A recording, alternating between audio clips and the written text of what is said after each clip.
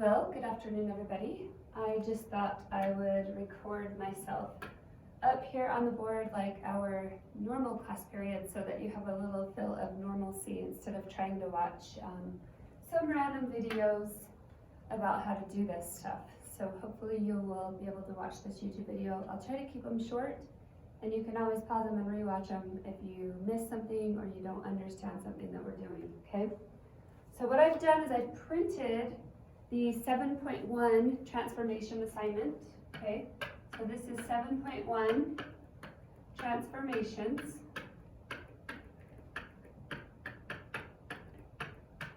Okay, and what I want you to know about transformations is a transformation is taking a graph, okay? So this is our parent function, y equals x squared. And I take that graph and I move it. So I have my u and I move either to the right or to the left. Sometimes I reflect and it goes upside down. If I go wider, we call it a compression. If I go skinnier, we call that a stretch. Okay, so we're going to take this graph and we're just going to shift it around the axis. And that's what a transformation is. So the things that you're going to have when we describe transformations is, this is the parent function, okay? So write this down in your notes. Okay, that's the parent function. This one has an x squared in it, so this parent function is a U-shaped graph. So the first thing I do is I identify the parent function. Okay, this is called a quadratic, and it's a U. So anytime you have an x squared graph, it's called a quadratic, and it's a U-shaped graph, okay? That's the parent function. So that's what we do every single time. You can always do it in blue. If you want to remember, the blue step is identifying the parent function, okay? The second thing is apply transformations.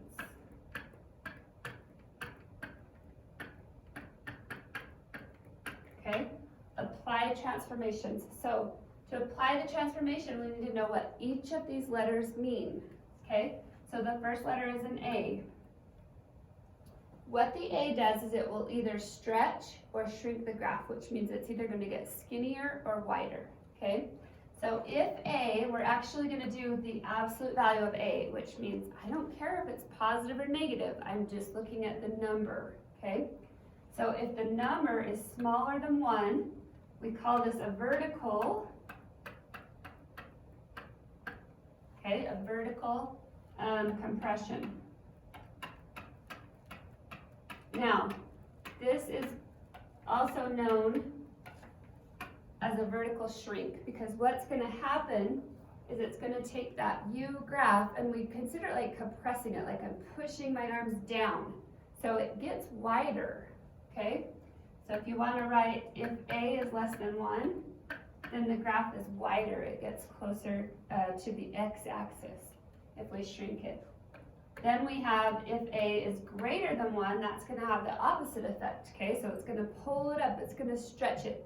I always say to think about Mrs. Incredible, you know, that lady that stretches out really, really long and skinny. So when we stretch the graph, it's like we're pulling from our arms and it's stretching the graph open, okay? So vertical stretch. This is going to get skinnier.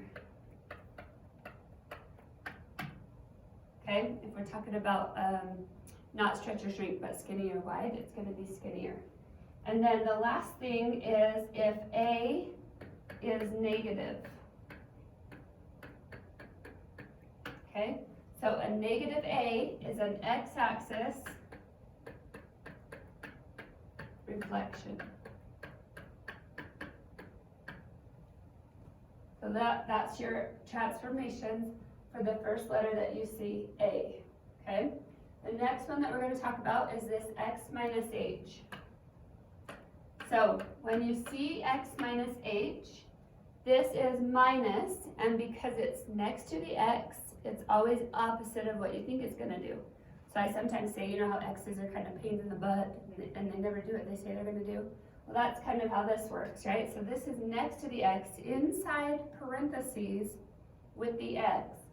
Then this is going to move right 8 units, okay? So this is going to shift right 8 units. I actually want to change this word move to shift.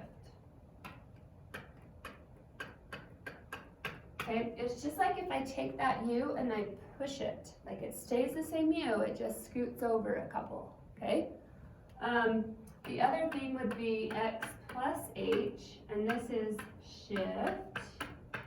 Now this is with the X, right? So if we think it says positive, it's going to go opposite of what we think, so it's going to go negative. So this is going to shift left H. So anytime it's with the X, it's going to be opposite of what you think, okay? The last thing is a plus K. This is going to shift up. Notice that the positive and the shifting up stays the same, or we have a negative, and that will shift down. Okay, so this is our transformation. So what I'm going to do is I'm going to take a picture of my notes over here so that you could see that all at once, okay? So we're going to do this, kind of put it all together. And the way I'm going to kind of focus on this is kind of what they're asking on your homework, okay? All right, so the next thing that we're going to do is look at our different parent functions, okay? So the first one, y equals x, this is linear. It just looks like a straight line like this, okay? So sometimes when I'm teaching this, we do some charades for these games, okay?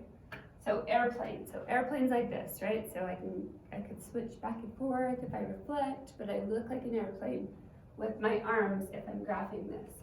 Our second one, we've already talked about a little bit. This is called a quadratic, okay? This is gonna look like this. There's really not a nickname for this, it's a U, okay? Then we have x cubed. This is our cubic function.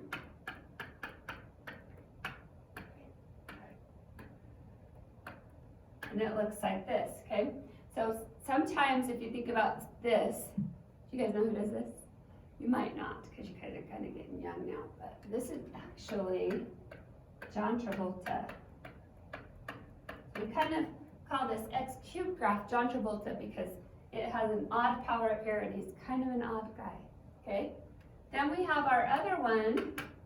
Instead of the 3 as a power, it's a 3 inside of an x, and this is called a cube root, okay? So the cube root function, it looks like this.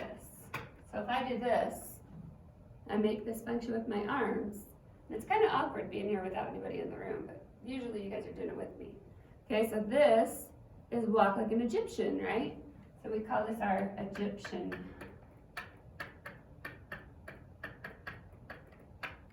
I spell that right? Egyptian graph, okay? And the very last one that we have is the square root of x, and this is a teapot, okay? So this, we call this a teapot because it starts at one spot and then it arches over. So it's like this, right? You can tip over, here's your spout. This is your teapot, okay? So a square root is called the teapot, all right? So we have these basic parent functions. We've got the linear, it's our airplane, quadratic, the U, cubic function, John Travolta, cube root, Egyptian, and then square root, teapot. So we're going to take each of these parent functions and we're going to transform them, okay? So let's do 1 or 2 examples on that. An example you might have, it will tell you this, okay? and it will ask you to identify the transformation. So I'm going to identify what transformation this is. Is this minus 2, is that part of the x, so does it have parentheses? Is it underneath the square root, or is it outside all by itself? So you can see that this is outside all by itself, so this is k. That's k, and what does k do to the graph? K is going to move the graph down 2. So I take my normal cube root of x, which is my walk like an Egyptian, and I move it down 2 units. Okay, and it looks like this. So this is what the graph would look like, and this is what the transformation would be. Okay, another one that you might have would be y equals negative 3x squared. Okay, so negative 3x squared. So first of all, what does the negative do to the graph? I have my standard graph, which is x squared like this, and then there's a negative. So what's going to happen to that? You're right, it's going to be sad, right? It's sad, it's negative. So this is going to be an x-axis reflection. Okay, and then if I'm looking at the number only, so I'm only looking at this 3, that 3 is greater than 1. So when it's greater than 1, we call it a vertical stretch, and it's going to be skinnier. Okay, so if I graph this function, my normal x squared graph would be a u. I'm going to flip it upside down and make it a little bit skinnier. So it would look like that if I were graphing it, okay? On some of yours, you're going to have multiple choice. So it's going to give you a graph like this. It's going to give you a graph like this. Maybe one like this. Okay? Or one that's really skinny like this. And you're identifying which one it is. So you have to know that it's negative and that it's skinnier. So it would be that one on your homework. Okay?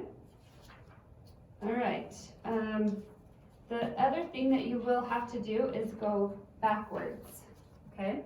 So this is the last thing. This is writing an equation.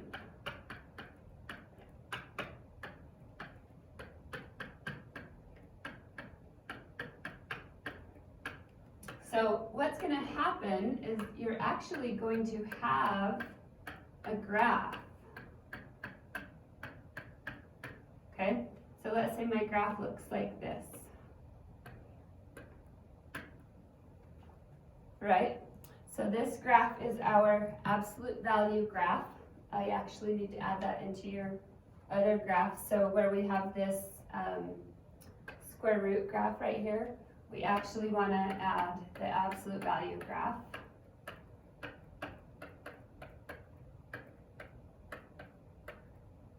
And that is just a v, okay?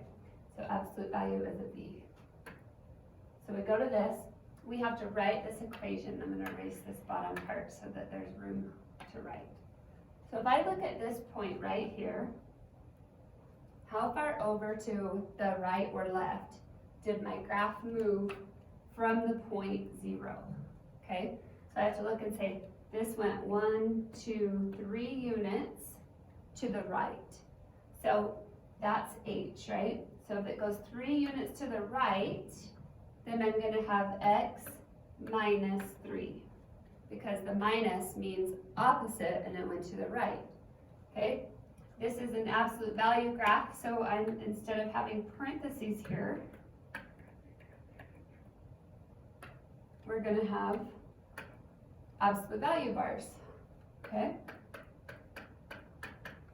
so we've got x minus 3, and then this went up 1, so my k value is 1, so I go up 1, okay? So the easiest way to write an equation is to identify the transformations. So if I write down right 3, so this is h, and then I write down up 1, this is k, and then my parent function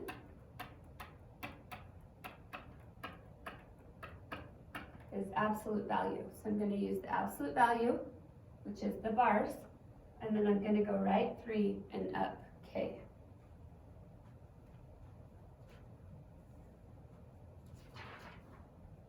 And I think that was all I needed to go over with you.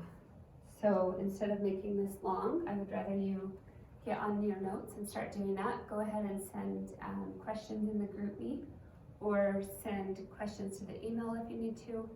And if we need to, we can set up a virtual chat so that you're able to talk face to face. Just let me know what you need to be able to get through this assignment. Okay, thanks.